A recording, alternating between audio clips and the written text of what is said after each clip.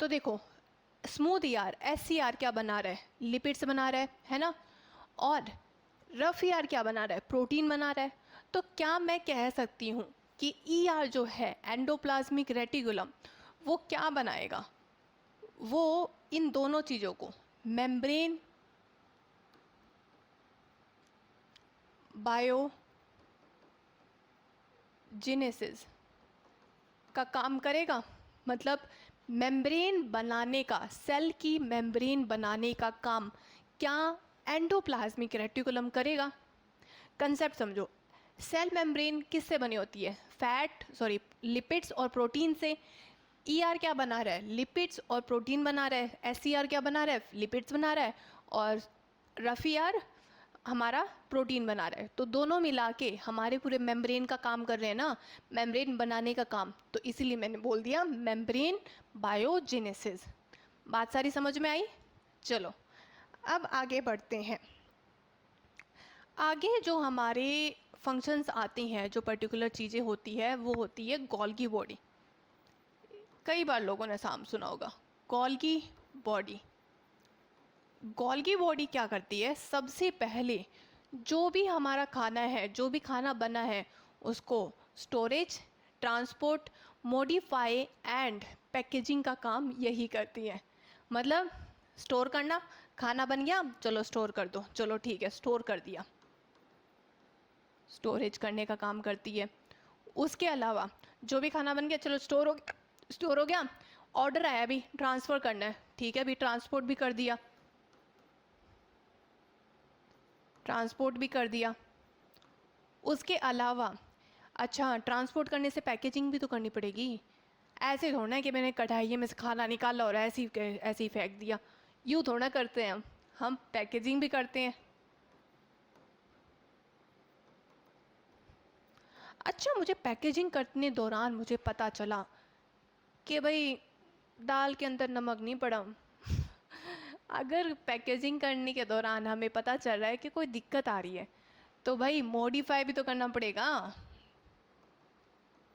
तो क्या मैडम ये सारे काम गोल्गी बॉडी एक ही काम करता है? हाँ, ये सारे के सारे काम storage, transport, packaging and modify, ये सारे के सारे काम कौन करता है? Golgi body. और क्या काम करता है? सॉरी, गोल्गी बॉडी हमारे कॉम्प्लेक्स शुगर को सिंपल शुगर में चेंज करने का काम भी करता है। अब कोई पूछ के दिखाए कि कॉम्प्लेक्स शुगर को सिंपल शुगर में चेंज करने का काम कौन करता है? गोल्गी बॉडी करता है। स्टोरेज, ट्रांसपोर्ट, पैकेजिंग, मॉडिफाई, ये सब काम कौन करता है? गोल्गी बॉडी करता है। और लाइसोसोम कौन बनाता है? लाइसोसोम भी गोल्गी बॉडी बनाता है। लाइसोसोम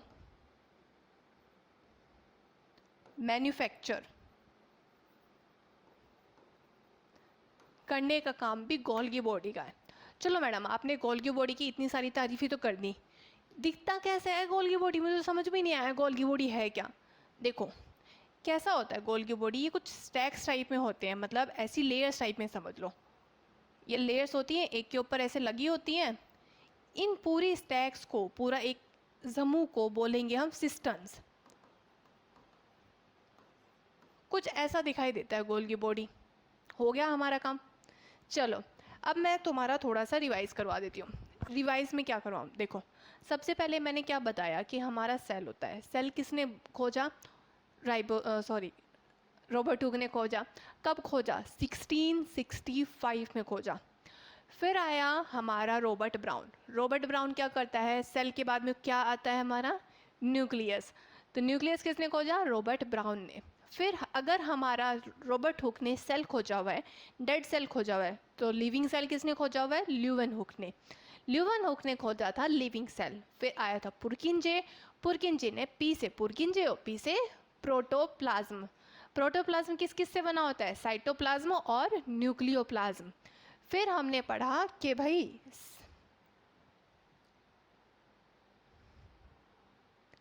सेल मेम्ब्रेन क्या होती है? सेल मेम्ब्रेन को बोला जाता है प्लाज्मा मेम्ब्रेन और semi permeable membrane. Cell membrane किससे बनी होती है? लिपिड्स और प्रोटीन से। और इसीलिए इन दोनों को मिला के बोला जाता है फॉस्फोलिपिड्स। ये सेल मेम्ब्रेन काम क्या करती है? सेल मेम्ब्रेन डिफ्यूज़न करती है किस किस का? O2 और CO2 का, और ऑस्मोसिस करती है, मतलब पानी का ज़्यादा अगर पानी है तो बाहर कम फेंक दो, मतलब कम वाली जगह पे रख दो, स्प्रेड कर दो, और अगर कम पानी है तो वहाँ पे ज़्यादा पानी लेके आओ। तो ऑस्मोसिस करती है वाटर का और डिफ्यूज़न करती है किसका? CO2 और O2 का। फिर आया हमारा न्यूक्लियस। न्यूक्लियस को क्या बोला जाता है? ब्रेन ऑफ सेल, मतलब जो भी हमारी सेल की फंक्शनिंग है उसको कंट्रोल करने का काम कौन कर रहा है? ब्रेन कर रहा है, न्यूक्लियस कर रहा है। उसके अलावा न्यूक्लियस क्या करता है? हमारे जो कैरेक्टरिस्टिक्स हैं, मतलब पेरेंट्स से ऑफस्प्रिंग तक, बच्चों तक इंफॉर्मेशन पहुंचाने का काम भी न्यूक्लियस करेगा। अब न्यूक्लियस अगर राजा है तो उसका मंत्री कौन है? क्रोमोसोम है। क्रोमोसोम किस किस से बना है? डीएनए और प्रोटीन से। क्रोमोसोम खुद भी काम नहीं करेगा, वो किसी अपने बंदे को भेजेगा। उसका बंदा कौन है? डीएनए। और डीएनए किस किस से बना हुआ है? जीन से बना हुआ है। चलो, जिन न्यूक्लियस के अराउंड मेम्ब्रेन नहीं होती वो उनको क्या बोलते हैं? न्यूक्लियॉइड। और न्यूक्लियस की मेम्ब्रेन को क्या बोला जाता है? Nuclear membrane. फिर हमने पढ़ा हुआ एंडोप्लाज्मिक रेटिकुलम। एंडोप्लाज्मिक रेटिकुलम क्या होता है? स्मूथ एंडोप्लाज्मिक रेटिकुलम दो चीज़ों से बना होता है, SCR और रफ एंडोप्लाज्मिक रेटिकुलम। SCR किससे बना होता है? लिपिड्स और फैट से, और रफ एंडोप्लाज्मिक रेटिकुलम बने होते हैं प्रोटीन से। जो स्मूथ एंडोप्लाज्मिक रेटिकुलम होता है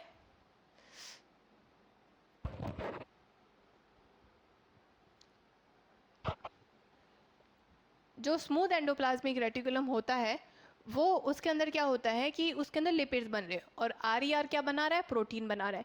अगर ये दोनों चीज़ें बनाने का काम पूरा टोटल एंडोप्लाज्मिक रेटिकुलम कर रहा है तो एंडोप्लाज्मिक रेटिकुलम को मैं ये बोल सकती हूँ ना कि मेम्ब्रेन बनाने का काम भी कर रहा है। तो इसीलिए हमने क्या बोला? Membrane biogenesis. फिर हम पढ़ते हैं गोल्गी बॉडी। गोल्गी बॉडी के जो स्टैक्स होते हैं उनकी पैटर्न को पूरा ऐसे, इसको क्या बोला जाता है? सिस्टर्न बोला जाता है। ये चार काम करती है: स्टोरेज, खाने को स्टोर करना; पैकेजिंग, खाने को पैक करना; अगर पैक करने के दौरान कोई दिक्कत हो जाए उसको मॉडिफाई करना; और अल्टीमेटली ट्रांसपोर्ट, भेज देना। फिर आया कॉम्प्लेक्स को सिंपल शुगर में बदलता है, और लाइसोसोम मैन्युफैक्चर करने का काम कौन करता है? गोल्गी बॉडी ही करता है। चलो, आज के लिए इतना सेक्शन काफ़ी है। आज के लिए अभी थोड़ा सा इंट्रोडक्टरी वीडियो टाइप में समझ सकते हो, क्योंकि यही है कि भाई हम थोड़ा थोड़ा करेंगे, पर ये है कि 60 दिन है उसमें पूरा सिलेबस ख़त्म करेंगे। तो आज थोड़ा सा कम पढ़ाऊँगी, फिर धीरे धीरे करके और ये टाइम बढ़ता रहेगा।